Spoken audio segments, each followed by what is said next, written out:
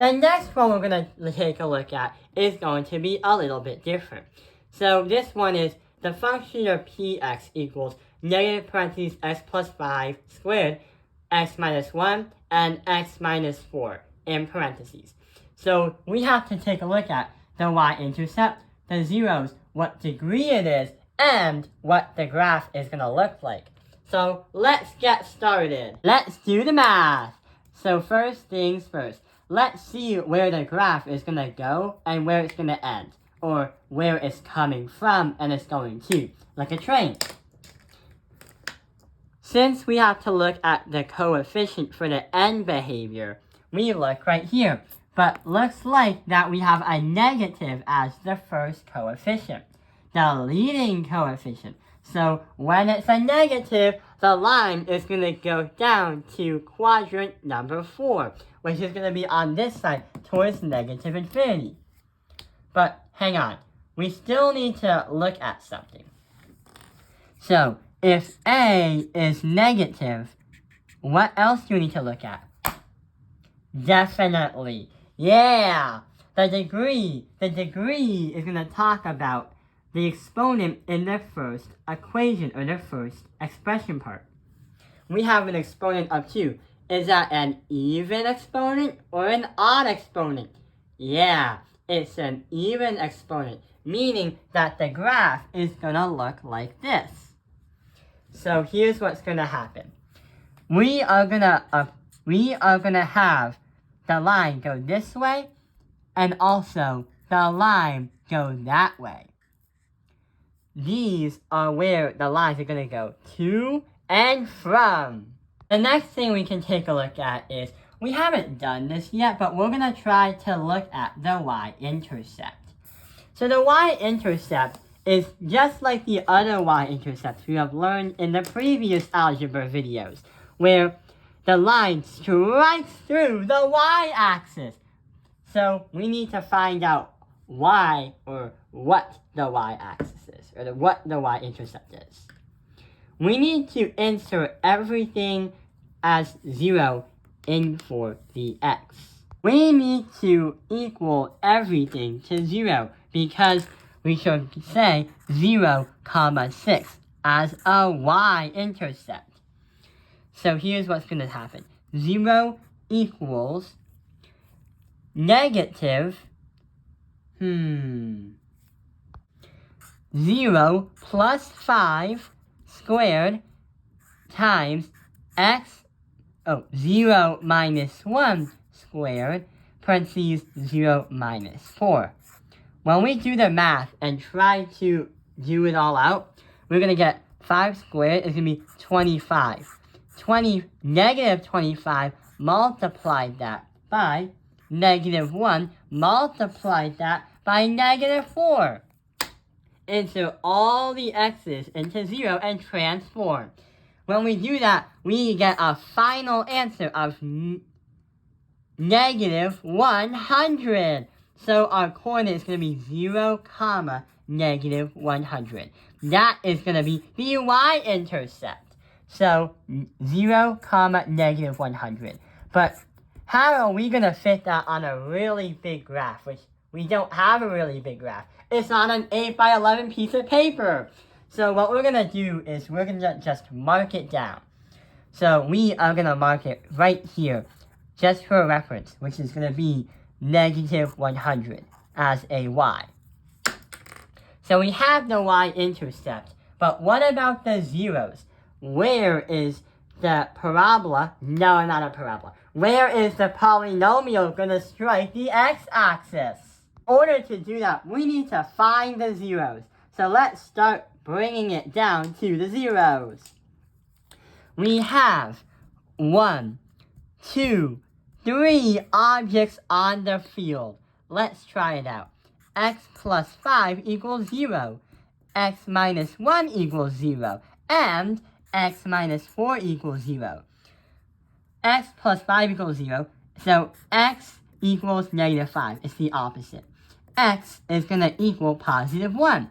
And on this side, x is going to equal positive 4. But there is a little problem that we need to solve.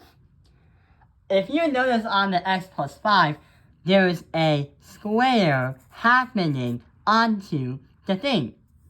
A square happening onto the thing. Uh-oh, that means there's a duplicate. When you have an exponent of something other than 1, there's going to be a duplicate. So in reality, we're going to have x equals negative 5 twice. What is this called? Well, if you take a look at it, it's going to be called a multiplicity. But a multiplicity, what is that? A multiplicity is how many times the same number of x shows up when using the zero product property, or when you find the zeros. The amount of multiplicities is going to depend on how it will strike the x-intercept. So for example, if you have just one multiplicity, you just have a line. A straight line going through the x-intercept. I cannot lose. Come at me. Time to change it.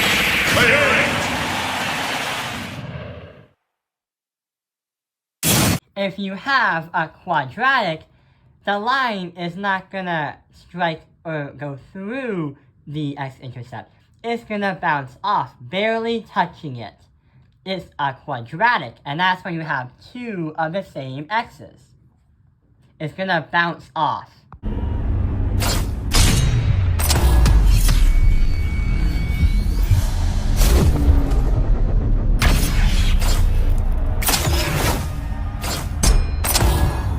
The last one is going to be a cubic. That means if you have 3 multiplicities, you will have a line that will completely strike through the x-intercept. So,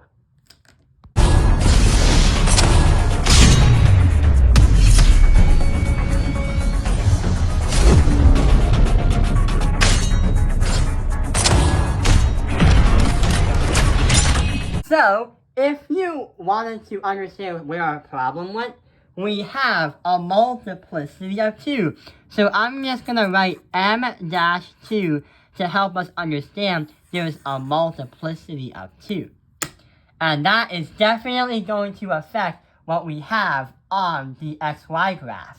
Here's another thing that we need to understand, is since we have an object of 2, there's going to be something that we saw.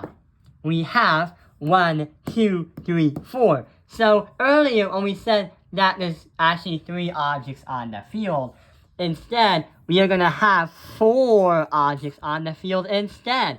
And if we realize that there's just 4 as an exponent is still going to keep it as the same thing. So there's no change because it's going to have the same exponents, leading of this rule right here, where the graph is going to be modeled just like that one.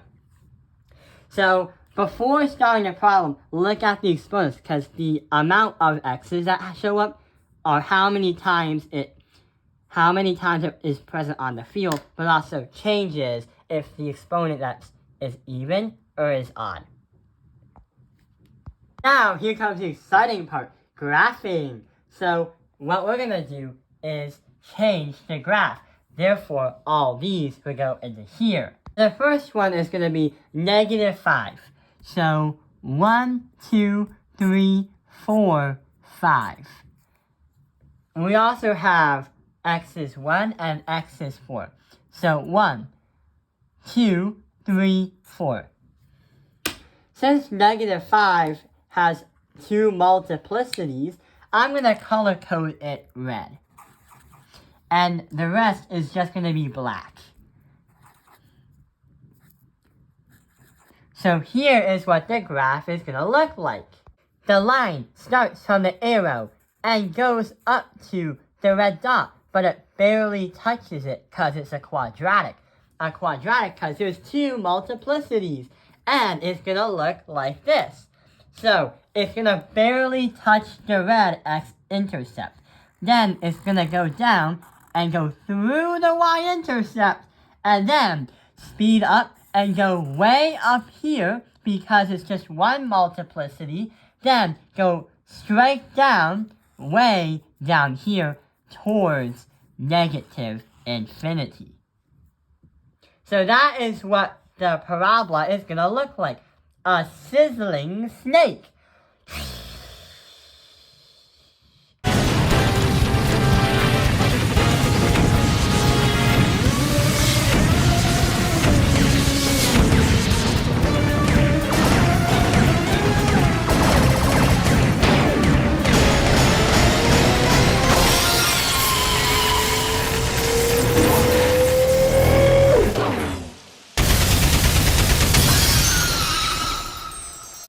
So yeah, we have done it! We now know how to graph and visualize a polynomial!